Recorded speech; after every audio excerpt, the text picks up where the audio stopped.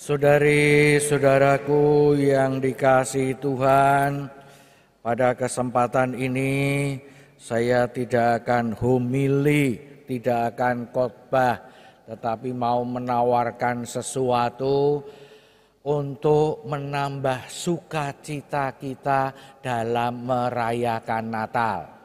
Paling tidak semoga bisa membantu kita semakin bersukacita dalam merayakan Natal. Saya mulai dengan gambar Paus Fransiskus yang berada di depan kandang Natal, memandangi kandang Natal. Saya mau tanya sebentar, keluarga-keluarga atau pribadi-pribadi yang 3 tahun terakhir ini masih membuat kandang Natal di rumahnya atau gua Natal di rumahnya siapa? 1, 2, 3. Ya 3 tok til ya. Enggak apa-apa, Bapa dan Putra dan Roh Kudus gitu ya. Wis lengkap dianggap gitu ya. Siapa yang kira-kira di rumah masih punya patung-patung peristiwa Natal? Yang tidak pernah dipasang tapi. Tidak punya juga. Ya sudah, tidak apa-apa. Nah, saudari-saudara sekalian, pada tanggal 1 Desember tahun 2019, 4 tahun yang lalu, persis sebelum pandemi COVID, Paus kita Fransiskus itu membuat surat apostolik. Ya, surat apostoliknya diawali dengan kata-kata admirabile signum. Artinya signum itu tanda, admirabile, admirable kalau bahasa Inggris, yang mengagumkan. Beliau kurang lebih mengatakan demikian. Sebagai anak-anak, kita belajar dari orang tua dan kakek nenek kita untuk menjalankan tradisi yang penuh sukacita ini, yang merangkum kekayaan kesalehan populer. Saya berharap, Paus Fransiskus berharap, kebiasaan ini tidak akan pernah hilang. Sebaliknya, agar dimanapun kebiasaan itu tidak digunakan, hendaknya dapat ditemukan kembali dan dihidupkan kembali. Kebiasaan apa? Kebiasaan membuat gua atau kandang Natal di keluarga-keluarga ataupun secara pribadi. Nah, maka tadi saya tanya siapa yang masih sering buat, ternyata sudah jarang. Paus mengajak, ayo dihidupkan kembali.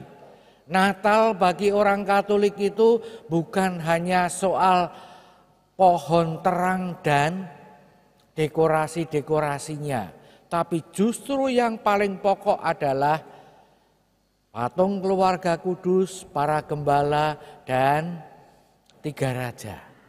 Ya. Itu. Nah, tentu saja sekarang orang bisa pakai alasan, di gereja ada terus Romo. Ya betul. Nek gereja Katolik di Semarang sampai tidak membuat gua Natal atau kandang Natal, itu gerejanya bakalan ditutup oleh Bapak Uskup itu ya. Karena itu satu tradisi yang sangat bagus. Tradisi yang saya katakan sangat bagus, karena kurang lebih zaman saya masih kecil, ini masih kira-kira usianya adik-adik saya ini ya, anak-anaknya Pak Raharjo yang dulu dari Magelang sekarang sudah pindah di Melati ya. Waktu mereka masih di Potro Bangsan Magelang itu kalau enggak salah ya, itu masih ada fotonya, di rumah selalu membuat kandang Natal ya. Lo gayanya sudah gaya modern, di depan kandang Natal wifi ya, selfie ya. Tapi mereka tidak sadar waktu itu bahwa selfie itu. Pokoknya ada kandang Natal di rumah. Dan saya ingat juga, kami juga selalu setiap tahun rame-rame buat kandang Natal, kemudian berdoa di hadapan kandang Natal. Maka saya mau mengikuti, meneruskan, dan sekaligus pribadi mengajak Anda semua, ayo sekarang juga buat kandang Natal di rumah. Ya, enggak usah sebesar kandang Natal yang ada di gereja. Kalau yang di gereja mau kami bawa pulang, boleh enggak Romo? Boleh, ini mesti kangelan, besar-besar soalnya ya.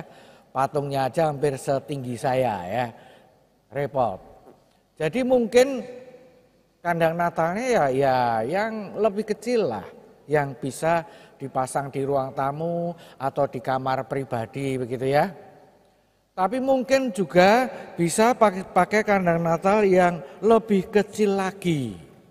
Nah ini ya, bisa ditunjukkan ini, kecil seperti ini. Nah. Mau yang ini? Pinjaman. Romone ora duwe kok, dipinjami kok ya boleh ya. Oke. Atau sekarang yang paling baru, oh ya itu bisa cari di di internet, gampang kita Untuk yang sudah lansia, kalau bingung carinya minta tolong yang muda ya. Saya juga sudah tidak bisa. Dibilang gampang carinya Romo, saya coba cari bingung dewe.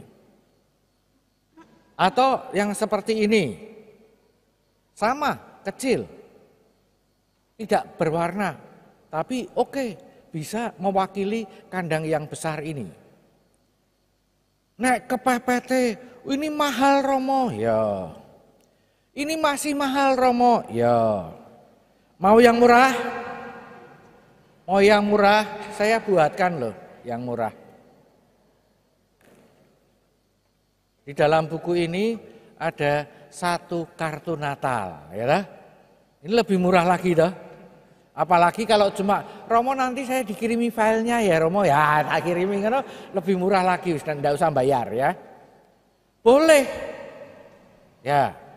Oh kalau ini tadi tersedia gambar gaya barat yang di baliknya gambar gaya Mandarin. Itu ya. Itu ada lilin di kanan kirinya, lalu dipasangkan gitu ya. Ada salib di belakangnya untuk yang kecil-kecil. Kalau untuk yang besar ya sudah langsung jadi saja gitu. Oke, lalu kita mau ngapain dengan kandang Natal atau gua Natal? Kalau pribadi ya langsung saja pribadi mau apa. Kalau keluarga ajak anak-anak, ajak remajanya, ada kaum mudanya, ajak emak engkongnya. Ya sesekali santai-santai, tidak bawa HP, tidak nonton TV, tidak buat apa-apa. Mari kita duduk santai di depan kandang atau gua Natal. Seperti yang dilakukan oleh Bapak Paus kita ini. Bahkan waktu itu Bapak Paus kita sedang sakit, sedang harus pakai kursi roda, ya sudah di atas kursi roda duduk di hadapan adegan Natal, kandang atau gua Natal itu. Hening, kalau perlu kemudian coba dikagumi. Anda sendiri yang masang. Kagumi, oh ternyata bisa bagus ya, kandang Natal ada lilin, ada salib, bisa bagus ya. Kalau bersama anak-anak bisa cerita, nak itu ada malaikatnya terbang dari surga turun ke bawah, karena apa? Pengen lihat Yesus. Nah. Cerita yang lain itu Maria, Ibu Maria dan Bapak Yusuf ya, Papi Yusuf dan Mami Maria menemani Yesus. Seperti Papi Mami dulu juga menemani kamu ketika kamu lahir. Nah, cerita.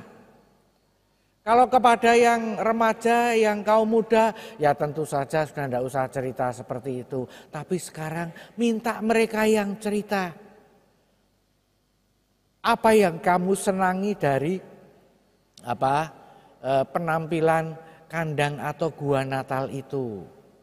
Menurut kamu warnanya bagaimana? Menurut kamu gembala itu ceritanya bagaimana? Menurut kamu siapa yang membuat kamu kagum selain Yesus? Di sana ada Yusuf, ada Maria, dan ada yang lain.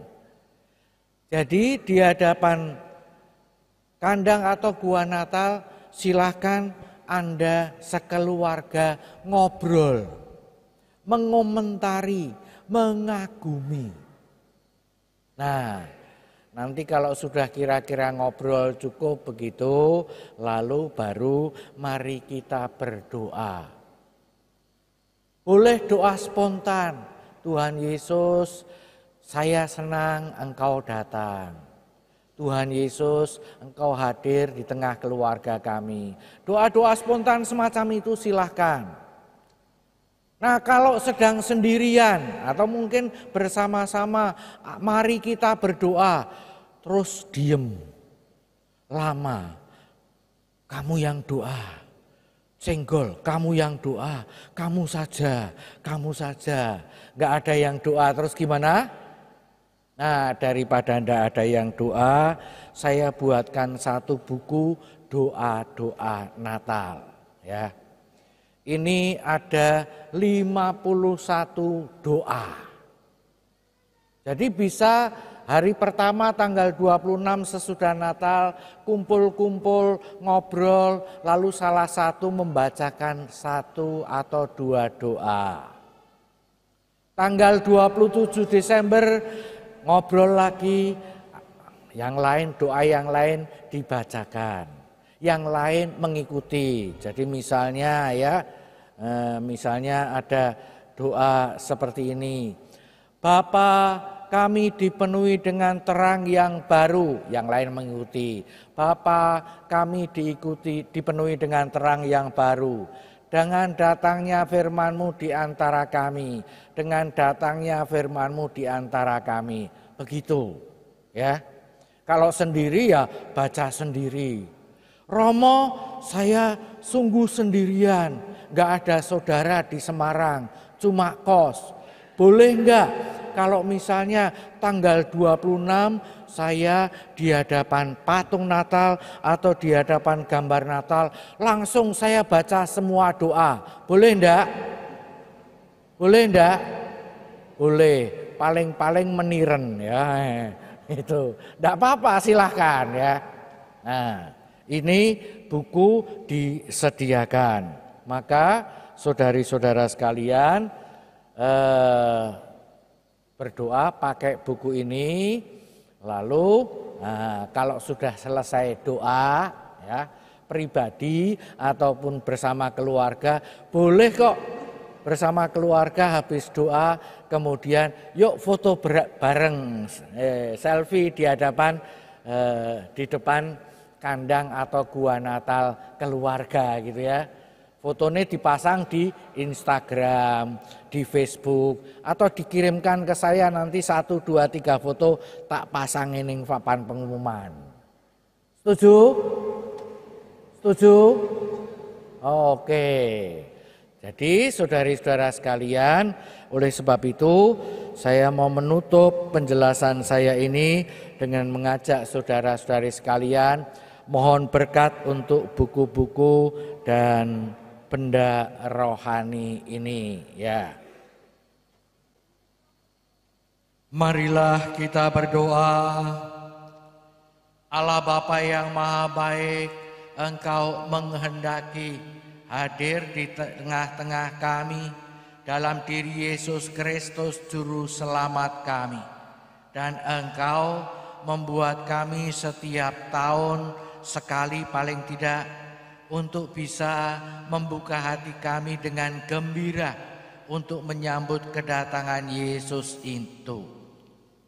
Berkatilah benda-benda rohani ini dan siapapun yang mempergunakannya, baik pribadi maupun keluarga, agar hati mereka sungguh terbuka pada kehadiran dan penyertaan Yesus. Agar hati mereka Kau penuhi dengan damai karena penyertaan Yesus, kau penuhi dengan kesejahteraan karena bersatu dengan Yesus. Jauhkanlah dari segala godaan dan cobaan dikala mempergunakan benda-benda rohani ini. Semoga mereka senantiasa bersatu denganmu dan semakin mengasihi Engkau. Demi Kristus Tuhan dan pengantara kami. Saudari-saudaraku, untuk yang punya kartu KK tinggal terdaftar di lingkungan Kebon Dalem, bukunya tunggu saja pengurus lingkungan akan membawakan kepada Anda, ya. Entah di pertemuan lingkungan, entah langsung ke rumah Anda. Tinggal diterima dengan penuh syukur, semuanya gratis, ya. Ini sudah diponto-ponto menurut lingkungan. Nah, nanti pengurus lingkungan bisa langsung mengambil di sekretariat untuk dibagikan pada warga lingkungan.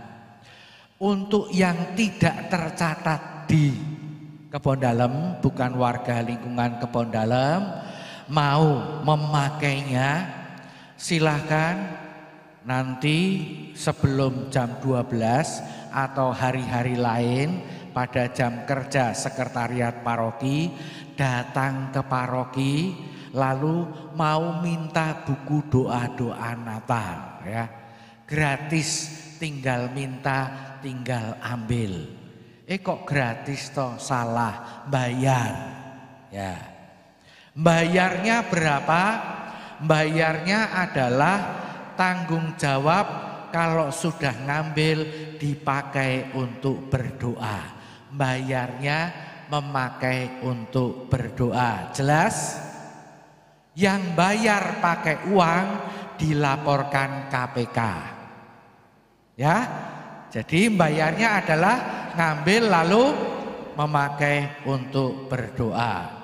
Ini juga ada kado Natal yang sudah dijanjikan untuk lingkungan, masing-masing lingkungan dapat 5, nanti silahkan ngambil di sekretariat. Mohon maaf kalau yang dari luar paroki tidak ada kado Natal selain buku doa-doa Katolik.